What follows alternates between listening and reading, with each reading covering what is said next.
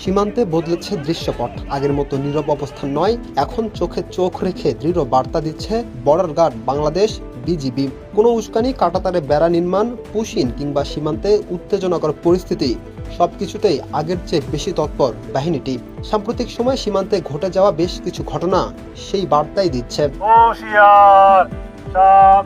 গেল 31 মে গভীর রাতে 3টি ট্রাকে করে বিপুল সংখ্যক মানুষকে বেনাপোল সীমান্তে পুশিন করার চেষ্টা করে বিএসএফ। পুশিন ঠেকাতে বিজিবি ফায়ারিং পজিশন নিলে পিছু হটতে বাধ্য হয় ভারতীয় বাহিনী। তথ্য বলছে, বিগত 24 ঘন্টায় দেশের বিভিন্ন সীমান্তে বিএসএফ এর 10টি পৃথক পুশিনের অপচেষ্টা সফলভাবে প্রতিহত করেছে বিজিবি।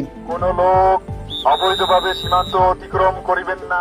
আন্তর্জাতিক সীমান্ত আইন লঙ্ঘন করে সীমান্তে কাঁটাতারের বেড়া বা কোনো ধরনের স্থায়ী স্থাপনা সম্পূর্ণ নিষিদ্ধ। কিন্তু সুযোগ পেলেই কাঁটাতারের বেড়া নির্মাণ করত বিএসএফ। 5 আগস্টের পর বিএসএফকে বেড়া নির্মাণের বাধা দিয়েছে বিজিবি, এমন খবর নজরে আসে। তথ্য বলছে, 5 আগস্টের পর থেকে দেশের বিভিন্ন সীমান্তে অন্তত 5 বার বিএসএফকে কাঁটাতারের বেড়া নির্মাণে প্রতিহত করেছে বিজিবি। 24 থেকে 2026 সালের জুন মাস পর্যন্ত সীমান্তে কাঁটাতারের বেড়া নির্মাণ, পুশিনের চেষ্টার জেরে দুই দেশের সীমান্তরক্ষী বাহিনী অন্তত 7 থেকে 8 বার বড় ধরনের মুখোমুখি উত্তেজনার ঘটনা ঘটেছে, যা আগের কয়েক বছরের মধ্যে সর্বোচ্চ।